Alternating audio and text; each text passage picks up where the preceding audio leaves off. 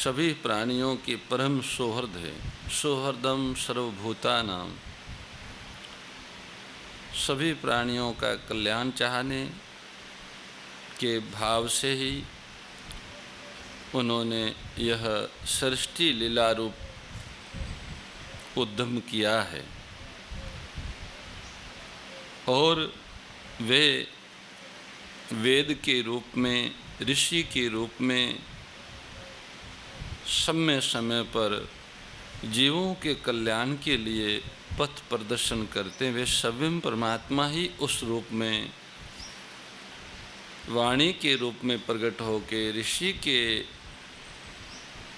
ऋतंबरा प्रज्ञा में प्रकट होके जीव मात्र के कल्याण के लिए सुगम सुगम सरल सरल रास्ता बताते हैं। वही परमपिता परमात्मा अपने सखा नर अर्जुन को माध्यम बना के मानव मात्र के कल्याण के लिए अपनी अलौकिक वाणी में अनुपम उपदेश प्रदान कर रहे हैं। 13वें अध्याय के प्रारंभ में, श्रीमद् भगवद गीता के 13वें अध्याय के प्रारंभ में भगवान ने शरीर और शरीर में रहने वाले आत्मा दोनों को अलग अलग बताया। इन दोनों को अलग अलग समझने वाला ही ज्ञान है, इससे विपरीत अज्ञान ऐसा कहा। उसके बाद में क्षेत्र रूपी शरीर और क्षेत्रज्ञ रूपी जीवात्मा का अलग अलग वर्णन किया, उनके गुण विकार और प्रभावों का प्रतिपादन किया।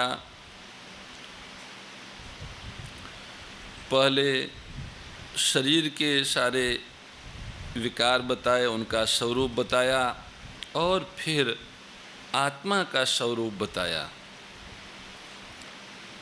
7वें श्लोक तक ये क्रम चला। 7वें श्लोक तक का व्याख्यान हम लोगों ने गत दिन सुना था। आज हम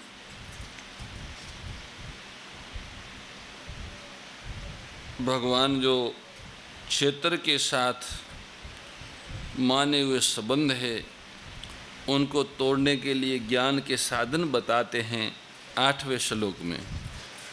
ये साधन तादात्म्य को तोड़ने में सहायक है। शरीर के साथ जो मैं और मेरापन है, इस अहमता ममता रूपी बंधन से मुक्त करने में यह साधन सहायक है। श्री भगवान बोले, इंद्रियों के विषय में वैराग्य का होना, अहंकार भी न होना और जन्म मृत्यु, वृद्ध अवस्था तथा व्याधियों में भी दुख रूप दोषों को बार बार देखना। इंद्रिया अर्थेषु वैराग्य मन अहंकार एवच जन्म मृत्यु जरा व्याधि दुख दोषानुदर्शनम।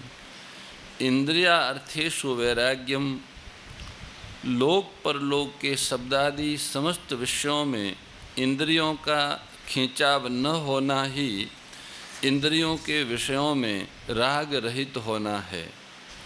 इंद्रियों का विषयों के साथ संबंध होने पर तथा शास्त्रों के अनुसार जीवन निर्वाह के लिए इंद्रियों द्वारा विषयों का सेवन करते हुए भी परमार्थ पथ के पथिक साधकों को विषयों में राग आसक्ति प्रियता नहीं होनी चाहिए। विषयों में राग से मुक्त होने के कुछ उपाय जो मनन करने योग्य हैं। विषयों में राग होने से ही विषयों की महत्ता दिखती है। उसमें जो मीठापन है वो मीठापन ही उसको महत्व दिलाता है। संसार में आकर्षण होता है और इसी से सब पाप होते हैं। अगर हमारा विषयों में राग रहेगा तो तत्वबोध कैसे होगा? परमात्मा में हमारी स्थिति कैसे होगी? अगर राग का त्याग कर दें तो परमात्मा में स्थिति हो जाएगी।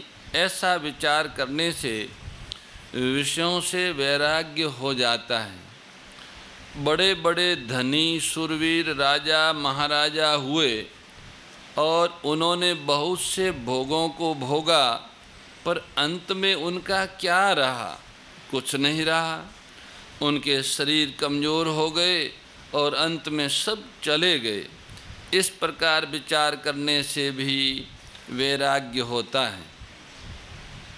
जिन्होंने भोग नहीं भोगे हैं, जिनके पास भोग सामग्री नहीं है, जो संसार से विरक्त हैं, उनकी अपेक्षा जिन्होंने बहुत भोग भोगे हैं और भोग रहे हैं, उनमें क्या विलक्षणता विशेषता आई?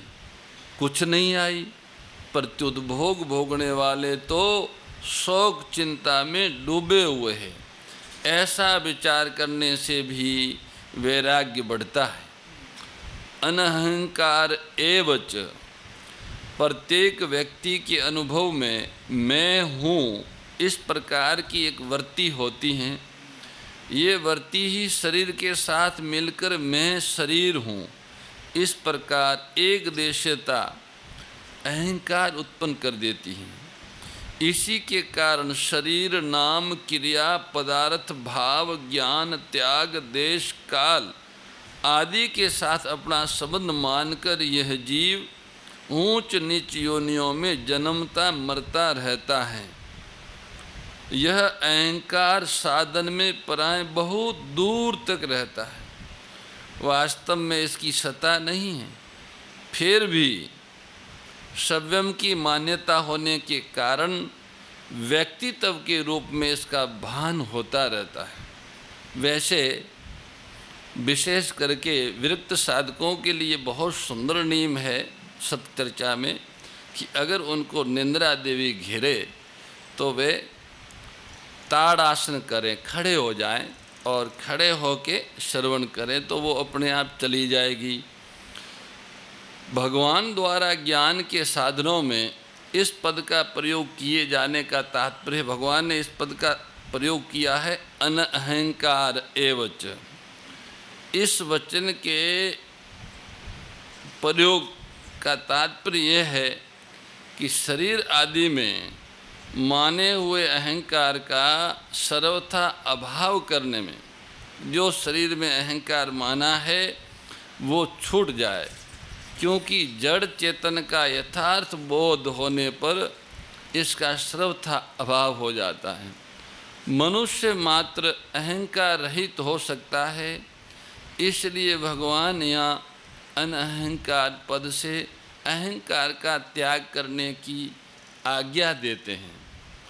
अभिमान और अहंकार का प्रयोग एक साथ होने पर उनसे अलग अलग भावों का बोध होता है। सांसारिक चीज़ों के संबंध से अभिमान पैदा होता है। ऐसे ही त्याग वैराग्य विद्या आदि को लेकर अपने में विशेषता देखने से भी अभिमान पैदा होता है। शरीर को ही अपना स्वरूप मानने से अहंकार पैदा होता है।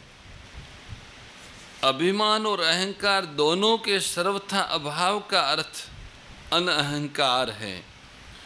मनुष्य को नींद से जगने पर सबसे पहले अहम मैं हूँ इस वृत्ति का ज्ञान होता है। फिर मैं अमूक शरीर नाम जाति वर्ण आश्रम आदि का हूँ ऐसा अभिमान होता है। ये एक कर्म है। इसी प्रकार पारमार्थिक मार्ग में भी अहंकार के नाश का एक कर्म है। सबसे पहले स्थूल शरीर से संबंधित धन आदि पदार्थों का अभिमान मिटता है। फिर कर्मेंद्रियों के संबंध से रहने वाले कर्तापन का अभिमान का नाश होता है। उसके बाद बुद्धि की प्रधानता से रहने वाला ज्ञातापन का अहंकार मिटता है और अंत में अहमवर्ती की प्रधानता से जो साक्षीपन का अहंकार है वह भी मिट जाता है। तब सर्वत्र परिपूर्ण सच्चित आनंद घन स्वरूप परमात्मा ही शेष रह जाते हैं। सर्वत्र सच्चिदानंद घन स्वरूप परमात्मा की अनुभूति करने के लिए अहंकार का विसर्जन अत्यंत अनिवार्य है। उसके कुछ उपायों पर विचार करते हैं।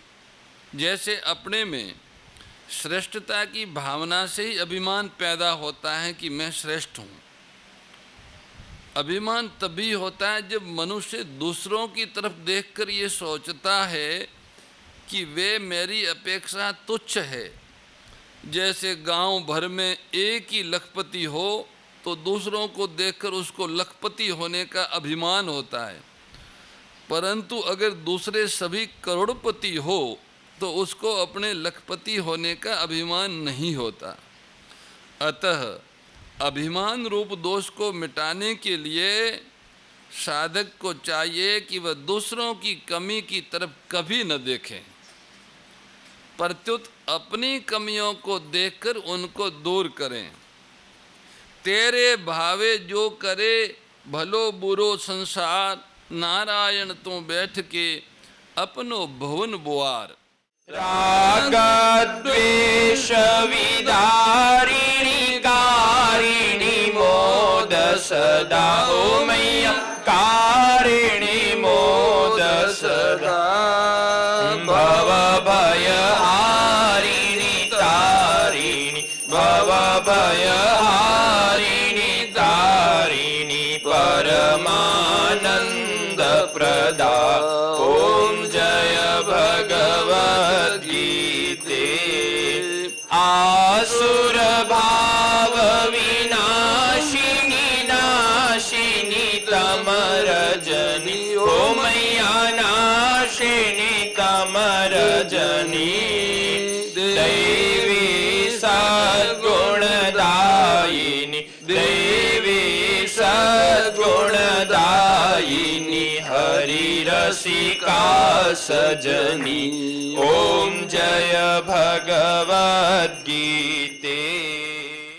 परम श्रद्धेय गौरीशी स्वामी श्री दत्त शरणानंद जी महाराज की प्रेरणा व मार्गदर्शन में विश्व के सबसे बड़े गौ सेवा संस्थान श्री गोधाम महातीर्थ पथमेड़ा द्वारा संरक्षित लाखों बीमार, विकलांग, वृद्ध एवं अशक्त गोवंश वेद लक्षणा गोमाता की सेवा के साथ साथ भारतीय गोवंश का संरक्षण, संपोषण, संवर्धन एवं उनसे प्राप्त पंचगव्यों का परिष्करण व विनियोग करना, घर घर गोपालन, गो अभ्यारण्य, घास चारा उत्पादन हेतु गोचर भूमि का विकास, गोपालन लोक संस्कृति के पुनर्जागरण हेतु वेद लक्षणा गो महिमा का प्रचार प्रसार करना तथा गोपालक किसानों के स्वावलंबन हेतु गो कृषि अन्न एवं गो दुग्धान का गुणवत्ता युक्त बाजार तैयार करना श्री गोधाम महातीर्थ का पावन उद्देश्य है। आप सभी दानदाता श्री गोधाम महातीर्थ पथमेड़ा द्वारा संचालित गो सेवा महाअभियान में बढ़ चढ़कर सहयोग कर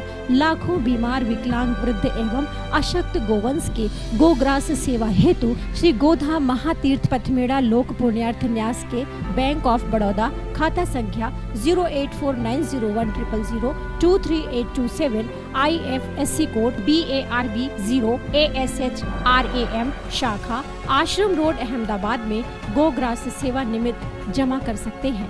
अधिक जानकारी के लिए संपर्क करें 7742093179 7665059999 7073000151।